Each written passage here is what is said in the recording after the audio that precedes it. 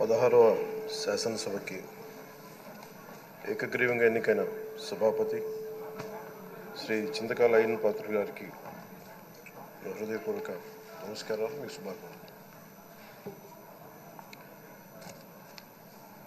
ఇది నేను మొదటిసారి అసెంబ్లీలోకి అడుగు పెట్టడం. ఇలాంటి సుదీర్ఘ రాజకీయ అనుభవం ఉన్న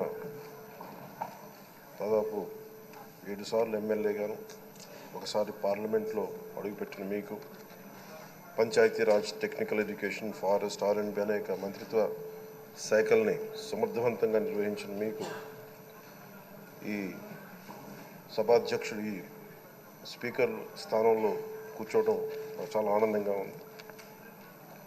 ఇన్ని దశాబ్దాలు ప్రజలు రాజకీయ జీవనంలో ప్రజలు మీ వాడి వేడి చూశారు. మీకు కోపం వస్తే ఋషికొండను చెక్కినట్టు ప్రత్యర్థులకి పదునైన ఉత్తరాంధ్ర యాసలో గుండు కొట్టేస్తారు. ఒకటే బాధేస్తా ఉంది సార్, ఇకపైన మీకు తిట్టే అవకాశం లేకపోవడం. కానీ ఇక మీద సభలో ఎవరు తిడుతున్నా దాన్ని ఆఫ్ చేసే బాధ్యత మీ చేతిలోనే ఉంది. మీరే మైక్ ఆఫ్ చేయాలి. అంటే మా చిన్నప్పుడు నేను చూసేవాడు, ఒకసారి అల్లరి చేసే అబ్బాయిని క్లాస్ లీడర్ చేసేవాడు చిన్నప్పుడు మా స్కూల్లో. కానీ ఇన్నాళ్ళు ప్రజలు మీ వాడి వేడి పలుకులు, మీ ఘాటైన వాగ్దాటి చూశారు.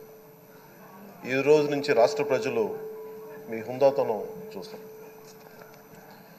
డిబేట్స్ వెనకాల దాక్కుని సంస్కారహీనమైన భాషల్ని, భావాలని రకరకాల మాధ్యాల్లో విరజిమ్ముతూ ఉంటారు. దాని నియంత్రణ మీ ఆధ్వర్యంలో ఇక్కడి నుంచే మొదలవ్వాలి.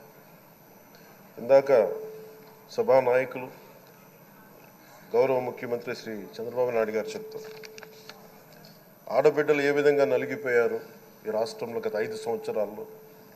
చిన్న లేదు, పెద్ద లేదు, ఎవరని లేదు. ఎవరన్నా సరే ఒక మాట మాట్లాడితే వాళ్ళు వ్యక్తిగతంగా దూషణ, సోషల్ మీడియాలో వాళ్ళని క్యారెక్టర్ అసాసినేట్ చేయటం, వాళ్ళు పెద్ద నాయకులు కావచ్చు, కార్యకర్తలు కావచ్చు, లేదా వాళ్ళకి ఎదురు తిరిగి ఒక ఒపీనియన్ చెప్పి ఎవరైనా సగటు మనిషి కూడా కావచ్చు, అది ఇక్కడితో ఈ రోజు నుంచి ఆగిపోవాలి అధ్యక్ష. అది మీ ఆధ్వర్యంలోనే మొదలవ్వాలి. గత ప్రభుత్వం తాలూకు సభ జరిగిన విధానం చూస్తే ఈ వ్యక్తిగత దూషణ ఇవన్నీ చాలా ఇబ్బంది పెట్టే ప్రజలు. ఈ రోజున వాళ్ళకి 11 సీట్లకు పరిమితం అయ్యారు, ఈరోజు లేరు, ధైర్యం లేదు వాళ్ళకి. విజయాన్ని తీసుకోగలిగారు కానీ ఓటమి కూడా ధైర్యంగా కూర్చుకునే వాళ్ళకి స్థాయి లేదు, వాళ్ళకి పారిపోయారు ఇక్కడి నుంచి. భావంలో ఉండే తీవ్రత భాషలో ఉండాల్సిన అవసరం లేదు. భాష మనుషుల్ని కలపడానికి కానీ విడగొట్టడానికి కాదు. భాష విద్వేషం రేపడానికి కాదు, పరిష్కరించడానికి. ఎంత జటిలమైన సమస్య అయినా, భయంకర సమస్య అయినా చర్చల ద్వారా పరిష్కరించుకోవడానికి కానీ వివాదం సృష్టించడానికి కాదు. ఈ సభ ఉన్నది అందుకు. కానీ మనం చూసింది వాళ్ళ దగ్గర నుంచి బూతులతోటి, వ్యక్తిగత దోషులతోటి రాష్ట్ర పురోభివృద్ధిని ఆపేశారు. అలాంటి సభ కాకుండా ఇందాక మన పెద్దలు శ్రీ గౌరవ ముఖ్యమంత్రి చంద్రబాబు గారు చెప్పినట్టుగా ఇది భవిష్యత్తుకి ఇది ఒక ప్రమాణం అవ్వాలి. 2047 వరకు ఇంత అద్భుతమైన స్థానంలో మనకి ఆంధ్రప్రదేశ్ తెలుగు జాతి ఉన్నత స్థాయికి వెళ్ళాలంటే ఈరోజు మనం వేసే ప్రతి అడుగు అది భవిష్యత్ తరాలకు ఒక నిర్దేశక ఒక టచ్ స్టోన్గా ఉండిపోవాలి, గిట్ రాయిగా ఉండిపోవాలి. ఈ రోజున ఈ సభలో ఉన్న గౌరవ సభ్యులందరూ చట్టాలు చేయడానికి ఉన్నారు, చట్టాలు ఉల్లంఘించడానికి కాదు. విభేదించడం అంటే ద్వేషించడం కాదు, వాదించడం అంటే కొట్టుకోవడం కాదు. ఇవన్నీ విభేదించడం, వాదించడం ఇవన్నీ ప్రజాస్వామ్యానికి చాలా మౌలికమైన పునాదులు. ఆంధ్రప్రదేశ్ ఆవిర్భావం జరిగి అసలు భాషా ప్రయుక్త రాష్ట్రాల ఆవిర్భావమే మన ఆంధ్ర రాజ్యంతో మొదలైంది. అమరజీవి పొట్టి శ్రీరాములు గారి బలిదానం మీద మన రాష్ట్రం పుట్టింది. 56 రోజులు తిండి తిప్పలు తినకుండా నరకం అనుభవిస్తూ ఆయన బలైపోయారు.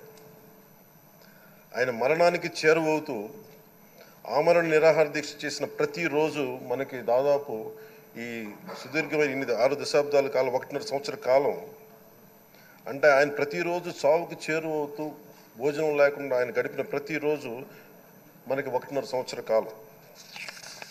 అలాంటి నేపథ్యంలో అలాంటి మహోన్నతుడు శ్రీ పొట్టి శ్రీరాములు గారి త్యాగాన్ని కనుక మనం ఈ సభలో ప్రజా సంక్షేమం కోసం మాత్రమే చర్చలు జరగాలి, వాదోపవాదాలు హద్దులు దాటకుండా ఉండాలి, వ్యక్తిగత దూషణకి తావివ్వకుండా ఉండాలి.